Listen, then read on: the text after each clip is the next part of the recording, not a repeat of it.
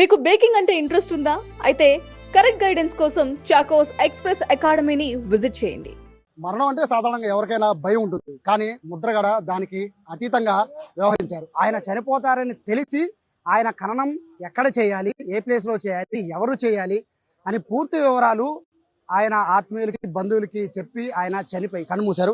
ప్రస్తుతం నేను కిర్లంపూడిలో ముద్రగడ ఇంటి దగ్గర ఉన్నాను. ఒకసారి ముద్రగడ ప్రస్తుతం పార్థివ దేహం పెట్టిన ఆయన ఇల్లు అటువైపు కనబడుతోంది. సో ఆయన్ని ఎక్కడ ఖననం చేయాలి, బేసిక్గా దహనం చేస్తూ ఉంటారు. అంటే బేసిక్గా ఈ కాపు సమాజ వర్గానికి సంబంధించిన ఎవరైనా చనిపోతే వాళ్ళ పద్ధతుల ప్రకారం దహనం చేస్తూ ఉంటారు. కానీ ముద్రగడ మాత్రం ఖననం చేయమన్నారు. అది కూడా ఆయనకి ఇష్టమైన ఈ ప్లేస్లో. ఆయన రెగ్యులర్గా ఇక్కడ ఆయన తోట పని చేస్తూ ఉంటారు. ఇటువంటి తోట పనులు చేసి ఈ ప్లేస్లోనే ఆయన తనని ఖననం చేయమని బంధువులు చెప్పారు. అంటే ఆయనకి మరణం పట్ల ఏమాత్రం భయం లేదు అనేది స్పష్టంగా అర్థమవుతుంది. పూర్తిగా కుటుంబ సభ్యులు, బంధువులు కూడా ఇక్కడ పనులన్నీ పర్యవేక్షిస్తూ ఉన్నారు. ఈరోజు సాయంత్రం ఆయన్ని నేరుగా ఇక్కడ తీసుకొచ్చి ఖననం చేయబోతున్నారు. సాధారణంగా దహన సంస్కారాలు చేస్తారేమో అనుకుని అందరూ కూడా శ్మశానం వైపు వెళ్తూ ఉంటే బంధువులు మాత్రం ఇక్కడ ఒక పెద్ద గుంతని తవ్వడం మనం చూస్తూ ఉన్నాం. సో రీజన్ ఏంటి అంటే ముద్రగడ పద్మనాభం కోరిక. ఆయన చనిపోయే ముందు కూడా ఆయన ఏం చేయాలి, ఎలా చేయాలి అని చెప్పారంటే ఆయనకున్న ధైర్యం ఏంటో అర్థమైపోతుంది. కేవలం రాజకీయాల్లోనూ, సామాజిక అంశాల్లోనూ ఆయన చూపించే తెగువ ఆయన మరణంలో కూడా ఆయన చూపించారని ఈ విషయాన్ని బట్టి అర్థమైపోతుంది. సాధారణంగా మరణం అంటే అందరికీ భయమే, కానీ ముద్రగడ మరణం అంటే ఏమాత్రం భయపడలేదు అని చెప్పడానికి ఇది బెస్ట్ ఎగ్జాంపుల్.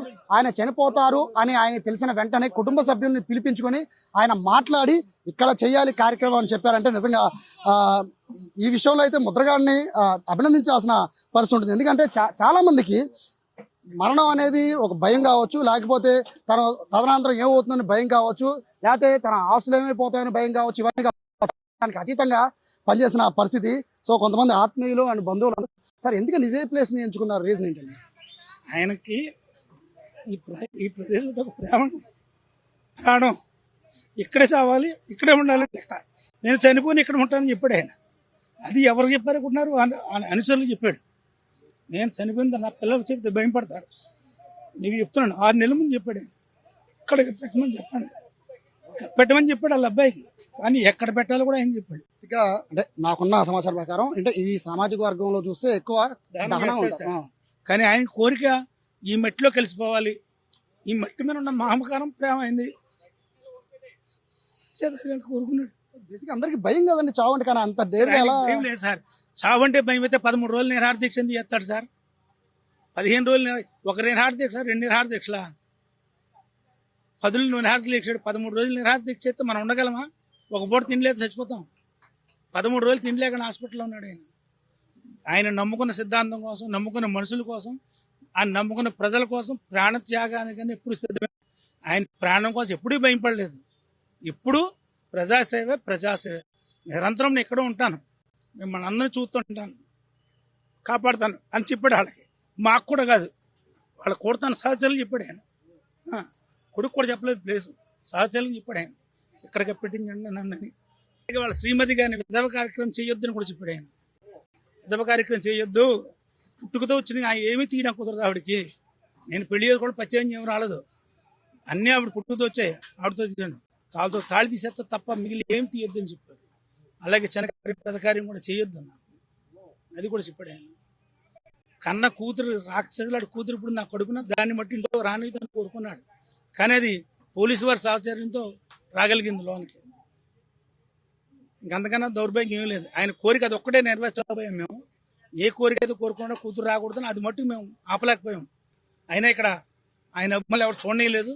ఏదో ఒక యాక్ట్ చేసి వెళ్ళిపోయింది. ఆవిడ కేవలం ఒక షో చేయడం కోసం వచ్చింది. రేపు జనసేనలో పవన్ కళ్యాణ్ గారు మెచ్చి మేకతోలు కప్పేస్తాడు, రాజమండ్రి మేయర్ ఇచ్చేస్తాడని ఆశ, లేదా మా ఎమ్మెల్యే టికెట్ ఇచ్చేస్తాడు ఆశ, అంతే తప్ప తండ్రి మీద ప్రేమ కానీ ఇంకేమైనా.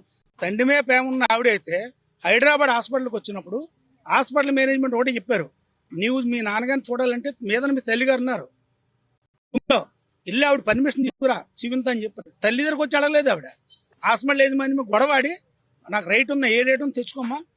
బ్రిటిష్ వాళ్ళ టైంలో వీళ్ళ తాతగారికి మీకు ఎంత పొలం కావాలో చెప్పండి అని అడిగితే మా చెయ్యి ఎప్పుడు పైన తప్ప కింద ఇప్పుడు అలవాటు లేదు, మాకు అక్కలేదని చెప్పాడు ఆయన. ముద్రాడ పద్మనాభం గారు, వీళ్ళ తాతగారు పద్మనాభం గారు. అదే వారసత్వం ఈయనకి జీన్స్. ఎప్పుడు ఎదరోడికి పెట్టడమే తప్ప చేయి చాచడం అని అలవాట్లేదు ఆయన. ఇంత కాపుద్యమం చేసినప్పుడు ₹1 ఎవరిదైనా ఇచ్చుకున్నాడు సార్? ఇంతమంది కాపులు ఉన్నారు, ఎవరిదైనా రూపాయి ఇచ్చుకున్నామా? మా ఇంట్లో రూపాయలు ఖర్చు పెట్టుకున్నాం, మా కుటుంబం రూపాయలు ఖర్చు పెట్టుకున్నాం. బస్సులు పెట్టుకుని జనాలు తీసుకురండి, నీ వంతుకు బస్సు పెట్టి జనాలు తీసుకురా, అంతే తప్ప నాకు అక్కడ డబ్బులు ఏమొద్దు. భోజనాలకి మెయింటెనెన్స్, స్టేజ్ మెయింటెనెన్స్ అన్నీ మేమే పెట్టుకున్నాం. లక్షల రూపాయలు, కోట్ల రూపాయలు ఖర్చు పెట్టాము ఉద్యమానికి. మేము అక్కడికి చెప్పాం, ఇది రాజకీయం ఎలక్షన్ కాదు కదా వెంకట గారు, కులం కోసం ఉద్యమం చేస్తున్నారు, అందరూ సహకరించే బాగుంటుంది కదా అని అడిగితే, ఇవాళ మనం ఏ వ్యక్తి దగ్గరైనా ₹1,00,000 తీసుకుంటే ఆ వ్యక్తి నా పేరు చెప్పి 10 లక్షలు వదిలేస్తాడు. అక్కడ ఆ చెడ్డ పేరు మనకు రాకూడదు.